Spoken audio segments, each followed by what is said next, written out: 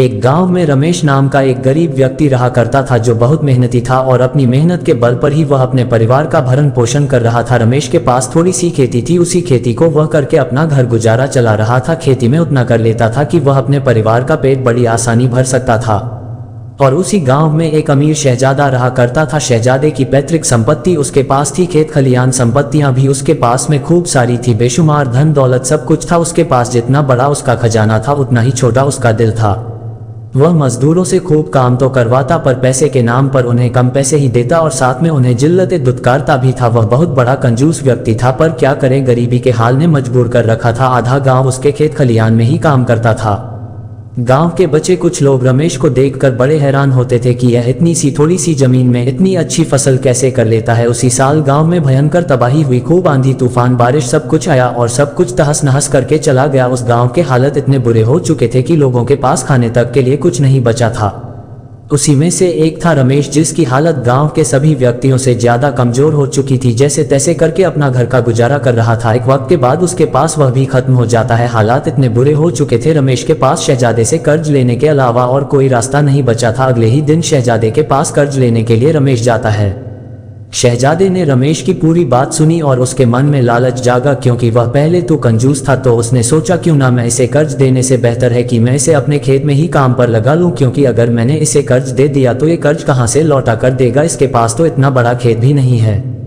उसने रमेश से कहा कि रमेश, मैं तुम्हें पैसे तो नहीं दे सकता, मैं तुम्हें अपने यहाँ नौकरी पर रख लेता हूँ और मैं तुम्हें सिर्फ 2000 रुपये महीना के दूंगा। पर रमेश ने कहा कि जो दूसरे मजदूर लोग हैं वह काम कर रहे हैं तो उन्हें तो 3000 रुपये मिलता है और ऊपर से 2 गेहूं की बोरी भी अलग से दी जाती है। शहजादे ने कहा कि देखो रमेश, मुझे दूसरों से मतलब नहीं है, तुम्हें अगर काम करना है तो करो, वरना मेरे पास में बहुत मजदूर है काम करने के लिए। रमेश मरता ना तो क्या करता, अपनी मजबूरी और परिवार वालों का पेट पालने के लिए वह शहजादे को हाँ कर देता है। रमेश के जाने के बाद शहजादा बहुत ज्यादा खुश होता है और सोचता है कि अब मैं इसे खूब काम कराऊंगा, क्योंकि इसके किस्से मैंने सुने हैं और इसे ऊपर से पैसे भी कम देने पड़ेंगे, मुझे तो डबल फायदा होगा। अगले ही दिन से रमेश शहजादे के यहाँ पर नौकरी करने लगता है। रमेश खेतों में खूब मेहनत करता और उसकी मेहनत के बल पर उसने 6 महीने का काम सिर्फ और सिर्फ 4 महीने में खत्म कर दिया। जब ये बात शहजादे को पता चली तो बड़ा खुश हुआ, लेकिन उसके अंदर बेईमानी का ईमान डगमगा गया। उसने सोचा जब इसने मेरा काम 6 महीने का 4 महीने में कर दिया तो क्यों ना मैं 2 महीने के पैसे बचा लूं और मैं इसे मना कर देता हूं कि अब मुझे तेरी जरूरत नहीं है, जब तेरी जरूरत पड़ेगी तब मैं तुझे वापस अपने पास बुला लूंगा, पर अभी तू यहाँ से चला जा। जब रमेश अपने तनख्वाह लेने के लिए जाता है तो शहजादा उसे साफ साफ इनकार कर देता है कि रमेश, अब तुम कल से यहाँ मत आना, तुम्हारी अब मुझे कोई जरूरत नहीं। रमेश बेचारा शहजादे के खूब हाथ पैर जोड़ता है। वह कहता है कि मालिक, मुझे नौकरी से मत निकालो, मेरे बच्चे भूखे मर जाएंगे, मैं आपके सहारे ही तो हूँ। अब मैं कहाँ जाऊंगा, किसके पास जाऊंगा, किसके पास काम मांगने के लिए जाऊंगा, और इस गांव में आपके जितना धनवान व्यक्ति और कोई दूजा है भी तो नहीं। मालिक, मेरी गरीबी पर तो थोड़ा सा रहम खाए, अगर मुझसे कोई गलती हो गई हो तो मुझे बता दीजिए या मुझे उसकी कोई सजा दे दीजिए, पर मुझे नौकरी से मत निकालिए। पर उस लालची शहजादे को अपने धनवान होने पर बड़ा घमंड था। उसने रमेश के आंसुओं पर बिल्कुल भी तरस नहीं खाया और उसे उल्टा दुत्कार कर भगा दिया और कहने लगा कि रमेश, अब तुम मुझे दोबारा यहाँ देख मत जाना। रमेश ने लाख मिन्नतें की, उसके पैर तक छू लिए, पर उसका दिल जरा सा भी ना पिघला। रमेश बेचारा आंखों में आंसू लेकर चुपचाप अपने घर चला आया। पत्नी ने लाख समझाया, कोई बात नहीं, ऊपर वाला हमारी मदद करेगा, कोई करे या ना करे। पर रमेश ने कहा, नहीं, अभी मुझे जरूरत है, मैं कल फिर से शहजादे के पास जाऊंगा और उसे नौकरी की भीख मांग लूंगा। इस बार चाहे वह मुझे 1000-1500 रुपए जो भी देगा मैं वह ले लूंगा, क्योंकि मुझे अपने परिवार का पेट पालना है।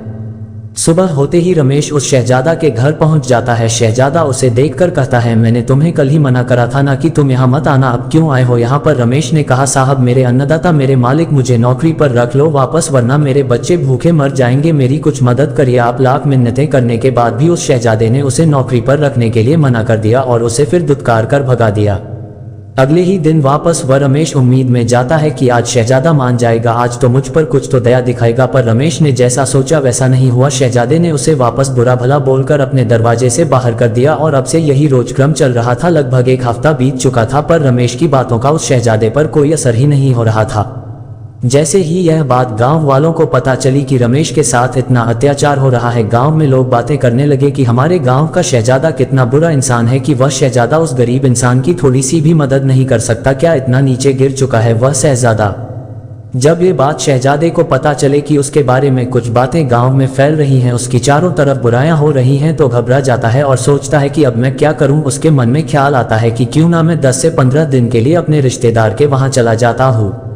तब रमेश यहाँ आना छोड़ देगा और मैं फिर वापस यहाँ आ जाऊंगा और तब तक यहाँ का पूरा माहौल ठंडा हो जाएगा। वह शहजादा रात होते ही अपने पूरे परिवार के साथ अपने रिश्तेदार के यहाँ चला जाता है। जब अगले दिन रमेश उसके घर पहुँचता है तो उसे कोई दिखाई नहीं देता। रमेश फिर भी उम्मीद लगाकर वहां बैठा रहता है कि शहजादा थोड़ी देर में आता ही होगा। वक्त तेजी के साथ भी जाता है, 10 से 15 दिन कब हो जाते हैं पता ही नहीं चलता और वह शहजादा लौटकर अपने घर आता है। जब वह शहजादा देखता है कि रमेश वहां उसे दिखाई नहीं देता है तो वह अंदर से बड़ा खुश होता है और सोचता है कि मेरी तरकीब काम आई, इस रमेश से मेरा पीछा छूटा।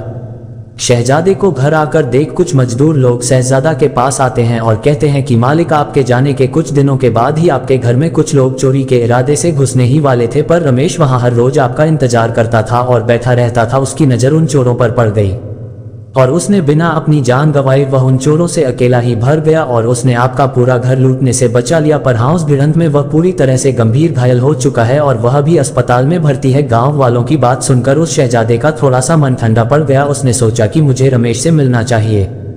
जब वह रमेश से मिलने के लिए अस्पताल पहुंचा तब उसे पता चला कि उसे सुबह ही घर भेज दिया गया है। शहजादा भागते हुए रमेश के घर जाता है और रमेश के घर की हालत और रमेश की हालत देखकर उसे बड़ा अफसोस होता है और रमेश से कहता है, मुझे माफ कर दो, मैंने तुम्हें गलत समझा और मुझे अपने किए पर बहुत शर्मिंदगी महसूस हो रही है। मैंने तुम्हारे जैसे नेक ईमानदार बंदे पर इंसान से गलत व्यवहार किया, मुझे ऐसा नहीं करना चाहिए था।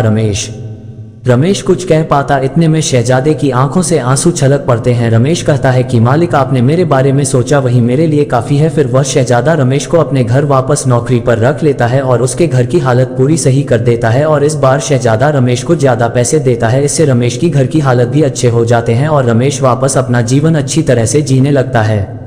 तो अपना अस्तित्व जीवन में इस तरह से बनाओ कि आपके ऊपर कोई उंगली ना उठा पाए। अपना काम पूरी ईमानदारी और मेहनत के साथ करना। याद रखना, आप पर कोई नजर नहीं रखता, इसका मतलब यह नहीं कि ऊपर वाला भी आप पर नजर नहीं रखता। जब सारे कैमरे बंद हो जाते हैं तो ऊपर वाले के कैमरे हमेशा चालू रहते हैं। हमेशा अच्छे कर्म करते रहो और अपनी ईमानदारी का परिचय देते रहो, यही एक असली इंसानियत होने की पहचान है।